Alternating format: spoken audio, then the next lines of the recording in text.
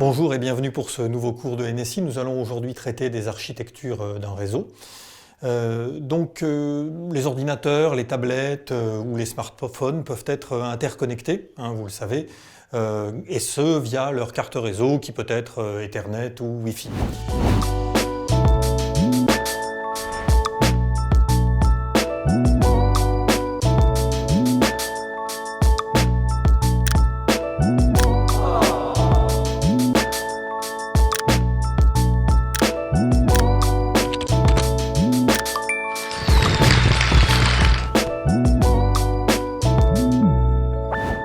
Alors, il y a plusieurs types de connexions. Les machines peuvent être au même niveau.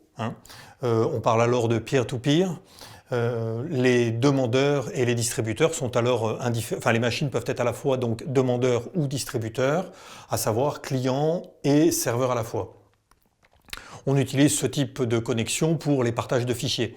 Par exemple, dans les années 90, existait la possibilité avant que ce ne soit encadré par des juridictions, par des lois, il existait la possibilité de télécharger de la musique. Donc vous aviez sur votre ordinateur de la musique.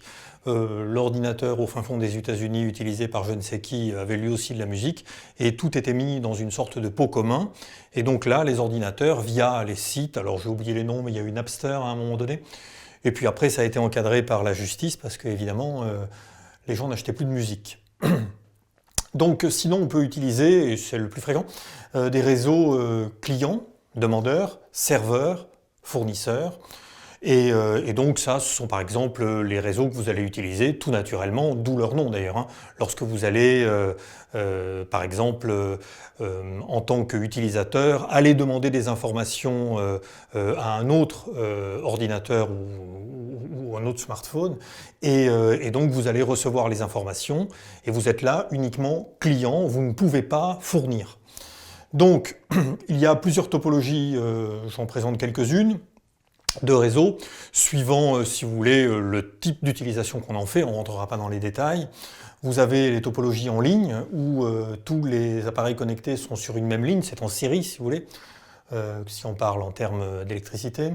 Vous avez les réseaux en étoiles, donc c'est assez significatif, c'est assez compréhensible avec le dessin. Vous avez les réseaux en anneaux, voilà, ou vous avez les réseaux hiérarchisés en arbres.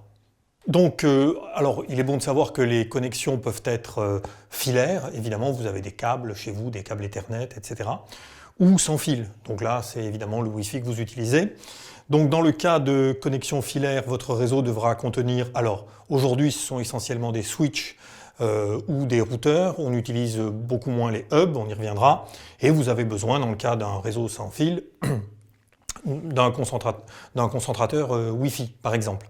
Alors, ce qu'il est important de comprendre, c'est que les hubs ne permettaient pas de différencier les machines. Ne permettent pas de différencier les machines, c'est-à-dire qu'ils envoient toutes les informations à toutes les machines, même si les machines n'en ont pas besoin. C'est une des raisons pour lesquelles on ne l'utilise quasiment plus. Aujourd'hui, donc, on utilise les switches. Si le réseau est important, on peut utiliser plusieurs switches ou des routeurs. Le concentrateur Wi-Fi, lui, comme les deux autres, permettent de différencier chaque appareil et de n'envoyer, grâce à leurs adresses, alors par exemple, lorsqu'il s'agit d'un réseau que vous utilisez chez vous avec Internet et compagnie, grâce à leur adresse IP, et donc de n'envoyer à chacun des appareils que les informations dont il a effectivement besoin.